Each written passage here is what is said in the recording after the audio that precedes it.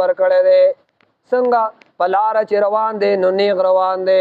نور مخلوق چیزی نو سر ښکته کړی دی ته چې روانې په لاره نو نیغ دی دا ستا عزت او اکرام دی نور مخلوق چې خوراک کوي نو خپل سر ښکته کوي او ته چې خوراک کوي نو سر نه ښکته کوي نوړای په بره وړې وایي دا ستا عزت دی بل الله تعالی عقل درکړی دی دا ستا عزت دی که نه عقل یې دله درکړی دی ځناور کې خو عقل نشته که وایي کې اوس عقل چاته دی که بدن ډېر غټ دی عقل خو پکې نشته او اوښ کې هم عقل نشته هغې کې صرف شعور دی که نه هغې په نیر باندې نه دي په غر باندې پته ده ورته غورځېږم په دیوال نه دي هغې ته شعور وایي تعالی الله عقل درکړی دی که نه د حق او د باطل تمیز ته کولی شي او دا ستا عزت دی ښه او بل ستا عزت دا دی چې ته په دې باندې خوراک کې ښه امام ابو یوسف یو محفل کې ناست نو حلوا راړې شوه ډېر تیتړ نه و ښه داسې کلکه وه نو خوړی شوه ټوله په چمچو خوړه هغه په ګوته خوړه هغې ورته وایي جي دا چمچ نه استعمالې وی هذه الکرامه وی دا خو زمونږ عزت دی چې په ګوته باندې خوراک ولقد کرمنا بني آدم دا زمونږ عزت دی چې الله دا مونږ ته عزت را کړی دی اول زمونږ عزت څه دی مولانا زکریا رحمه الله یو رساله د ګیري په باره کې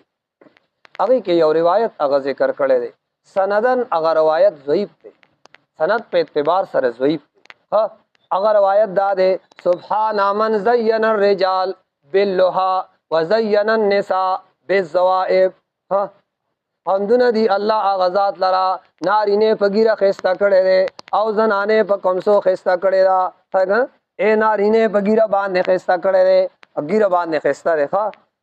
نارینه په ګیره ګورې ښایسته ښکاري ګیره نی بد ښکاري نارینه په ګیره نبی علیه السلام ړومبی بې ګیرې سړی چې لیدلی و که نه عام د بل ملک نه قاصدان راغلي وو چې رالل دا ځایونه یې خریلي وو دا یې خریلي وو دا یې داسې دا ته را رسولي وو نبی علیه السلام ورته وکړه ویلکما من امرکما بهذا او دا مو یې ځان سره څه کړي تباه شئ هغه یې برې ته له داسې کړی دا خو موږ ته زموږ باچا ویلی دي نو نبی علیه السلام ګیره باندې داسې کړو موږ ته خو زموږ رب دا ویلی دي که نه او دا زموږ ښایست دی عربو کې ګورې ګیره چا خریله نه دا غیب و ابو جهل کاکا هم ګیره وه ګیره خلکو نه هلته خو دا غیب خلکو ګڼو یاره ګیره دې ګینې لرکي ځکه دا د انسان زینت دی د انسان حسن دی او دا ستا عزت دی که نه الله تعالی عزت درکړی ولقد کرمنا بني آدم الله وایي موږ عزت درکړی دی تا لره چاله اولاد آدم له موږ عزت ورکړی دی دا ستا عزت دی وحملناهم او سواره کړي دي موږ دی په البر پوچا والبحر او په دریاب سورلو پروګرام یې دله کړی دی که نه پوچا چې ګرځې نو هم سورلی دی او په دریاب کې دله هم پروګرام کړی دی ورزقناهم الله وایي روزي ورکړې ده موږ دی ته من الطیبات د پاکیزه نعمتونو نه وفضلناهم الله وایي غوروالی ورکړی دی موږ دی لره مرتبه ورکړې ده موږ دی لره غلا کثیر ممن خلقنا په ډېر هغه مخلوقات باندې تبذیلا خلقنا چې موږ پیدا کړی دی تبذیلا په غوروالي سره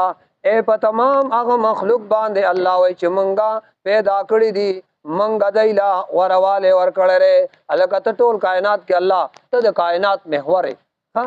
کائنات محور څوک دی انسان دی که انسان صحیح چلیږي بره نه فیصلې به صحیح او که انسان صحیح نه چلیږي بره نه فیصلې به څه راځي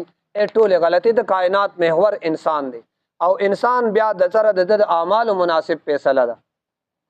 څنګه د انسان عملی هغه شان بره نه الله فیصلې را لیږي اکثریت چې کوم دی ګمراهۍ طرف ته بیا فیصلې د بره نه خرابې راځي بره نه خرابې فیصلې به راځي چې اکثریت داسې شه ګناه زیات شو که نه ګناهونه زیات شو بیا بره نه فیصلې به نور الله انسان له عزت ورکړی ښه ته عزتمند دی یوم ندو کل اناس بامامهم یوم په هغه ورځ باندې ندو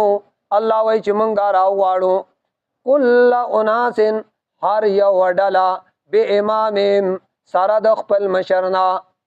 امام مشر ته ویل کېږي یا بامامهم بکتاب اعمالهم سره